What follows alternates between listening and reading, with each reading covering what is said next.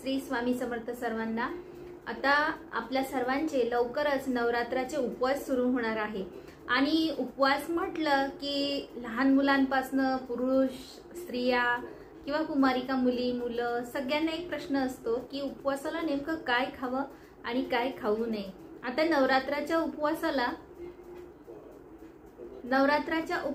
नेमकं काय चालतं, काय खाल्लं पाहिजे काय नाही हेच आपण आजच्या व्हिडिओमध्ये बघणार आहोत।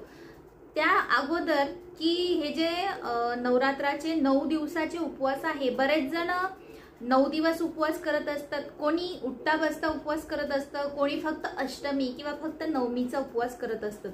तर या उपवासांमध्ये सुद्धा हे आहे की आपण अष्टमीचा उपवास केला तरी सुद्धा आपण म्हणजे संपूर्ण नवरात्र उपवास केल्याचं फळ आपल्याला मिळतं, तसंच नवमीचा केला तरीही आपल्याला फळ मिळत असतं आणि त्याच पद्धतीने उठता बसता आपण उपवास केला तरी सुद्धा आपल्याला नवरात्राचे उपवास केल्याचं फळ मिळत असतं। आता सर्वात महत्त्वाचं काय, उपवास केल्याने देव पावतो ही असं काहीही नाहीये। बऱ्याच जणांना असं वाटतं की उपवास केला तरच आपल्याला आपली कुळदेवी पावेल का, किंवा म्हणजे नवरात्रात देवी आपल्यावर प्रसन्न होईल, असं काहीही नसतं। भोळ्या भावाने भोळ्या भक्तीने तुम्ही उपवास न करता सुद्धा आपल्या आई भगवतीची सेवा केलीत ना तरी सुद्धा आपली आई भगवती आपल्यावर प्रसन्न होत असते। मनाचा भाव सर्वात मोठा आहे।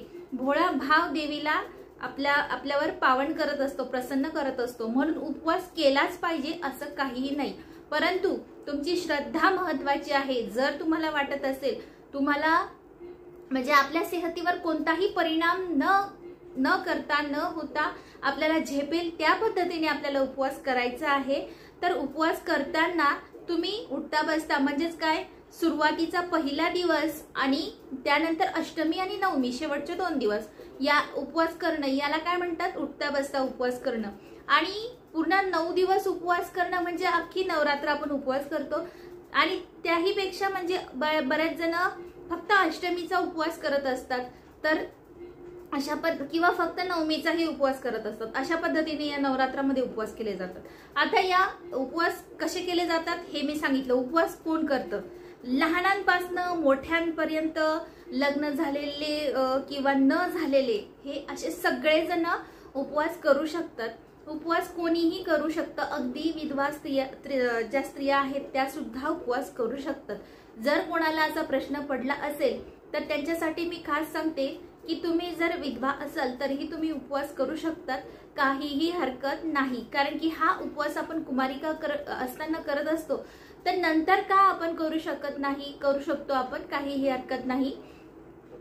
चला आता उपवास करायचा कोणी, कसा करायचा हे मी तुम्हाला सांगितलं। आता खायचं काय सर्वात महत्वाचं बघा, या उपवासाला आपण साबुदाण्याची खिचडी खाऊ शकतो, भगर खाऊ शकतो। त्यानंतर हे जर तुम्ही 9 दिवस उपवास करत असाल तर 9 दिवस काय खाणार असा प्रश्न पडत असतो, तर तुम्ही भगर जी असते ती भगर तुम्ही दळून आणून त्या भगरीच्या पिठाची भाकर बनवू शकतात। त्या भाकरीसोबत बघा आपण बटाट्याची भाजी करू शकतो। आता उपवासाला काय चालतं हे तुम्हाला माहिती आहे, मग शेंगदाणे मिरची हे टाकून ती भाजी तुम्ही बनवू शकता। उपवासाला सैंधव मीठ तुम्ही खाऊ शकता, हे मीठ तुम्ही वापरलं तरी हे चालतं। आणि त्यानंतर बरेच जण भेंडीची भाजी खातात, तर हे तुम्ही खाऊ शकता, काही हरकत नाही। त्यानंतर बघा उपवासाला तुम्हाला काय करायचं, वेगळे पिठं भेटतात, राजगिराचं पीठ भेटतं, वरईचं पीठही भेटतं। उपवासाला चालणारे जे पिठं मिळतात ते पिठं तुम्ही आणू शकतात। राजगिराच्या पिठापासून तुम्ही गोड पदार्थ म्हणजे शिरा करू शकतात, काहीही हरकत नाही। बरेच ऑप्शन आपल्याला नवरात्राच्या उपवासासाठी दिलेले असतात, तर हे तुम्ही खाऊ शकतात। म्हणजे तुम्ही सकाळी जर साबुदाण्याची खिचडी खाल्ली तर संध्याकाळी तुम्ही म्हणजे जी उपवासाची पीठ आहे त्याची भाकर भाजी बनवून खाऊ शकता, किंवा सकाळी एक टाइम संध्याकाळी एक टाइम असं तुम्ही खाऊ शकता। आणि दिवसभर तुम्ही वेगवेगळ्या प्रकारची फळं खाऊ शकता, म्हणजे तुम्हाला उपवास जाणवणार नाही। पण एक सांगेल की जितकं झेपवतंय तितकेच उपवास करा, म्हणजे एक तर उठता बसता करा किंवा अष्टमी किंवा नवमीचा उपवास करा, पण शरीराला त्रास देऊन उपाशी राहू नका, सांगण्यामागचं तात्पर्य इतकंच आहे। बाकी उपवासाला जे उपवासाचे जे पदार्थ आहेत ते सगळे चालतात, फळं वगैरे, दूध घेऊ शकता, दही घेऊ शकता। त्यानंतर तुम्ही जे उन्हाळी पदार्थ आपण बनवतो, उपवासाचे पापड असू द्या किंवा चकली असू द्या, हेही आपल्या उपवासाला आपण खाऊ शकता। म्हणजे नॉर्मल जे पदार्थ उपवासाला चालण्यासारखे आहेत त्याहीपेक्षा वेगळं या उपवासाला आपण मी जसं सांगितलं तुम्हाला वेगवेगळ्या पिठं मिळतात ती तुम्ही वापरू शकता, त्यापासून तुम्ही पदार्थ बनवू शकतात उपवासाचे। तर हे सगळे पदार्थ आपण आपल्या उपवासाला खाऊ शकतो। आणि इतर वेळेस आपण भेंडीची भाजी वगैरे खात नाही, पण या उपवासाला बरेच जण खातात। जर तुमच्याकडे तुम्ही खात असाल, तुम्हाला चालत असेल तर तुम्ही खाऊ शकता, काहीही हरकत नाही। याच्यामध्ये व्हेरिएशन करायचं आहे, दर वेळेस तेच पदार्थ खाण्यापेक्षा थोडं वेगळं वेगळं काहीतरी खात राहा, म्हणजे उपवास तुम्हाला जाणवणार नाही। आणि तरीही एक सांगेल की जितकं झेपेल तितकाच उपवास करा, म्हणजे तेवढंच करा। नसेल तुम्हाला 9 दिवस उपवास निघत तर काहीही हरकत नाही, तुम्ही उठता बसता उपवास करू शकता। आणि हो, हे उपवास करण्या अगोदर देवीला तुम्हाला संकल्प सांगायचा असेल तर मातेला संकल्प नक्की करा। संकल्प कसा करतात हे तुम्हाला माहिती असेलच।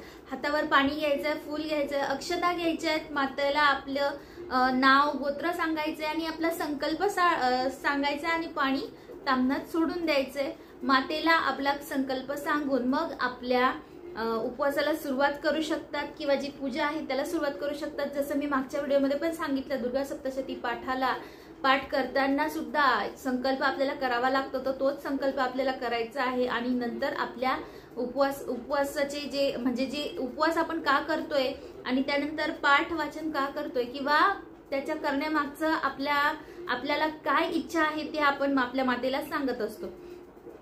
तर कोणत्याही मनावर कोणताही दडपण न ठेवता भोळ्या भावाने सेवा करा, उपवास करा आणि खात पीत राहा, आजारी पडू नका। नवरात्रामध्ये बऱ्याच जणांना ऍसिडिटीचा प्रॉब्लेम होत असतो, कारण की आपण उपवास करतो, उपवासी राहतो आणि नंतर ही असे जास्त तिखट पदार्थ खाऊ नका। उपवासी राहायचं असेल तर बऱ्याच जणांना मिरच्या खायची सवय असते, कशाही सोबत ते मिरची खाल्लं म्हणजे तिखट खाल्लं म्हणजे बरं खाल्ल्यासारखं वाटतं असं, पण त्या तिखटाने तुम्हाला ऍसिडिटी होऊ शकते, म्हणून जास्त तिखट खाऊ नका। जेवढं तुम्हाला झेपेल तितकंच करा, उपवास करा, तितकंच कमी तिखट खा। बाकी आरोग्याची काळजी घ्या। पुन्हा भेटूया आपण नवीन व्हिडिओ सोबत नवीन माहितीसह। तोपर्यंत सर्वांना श्री स्वामी समर्थ।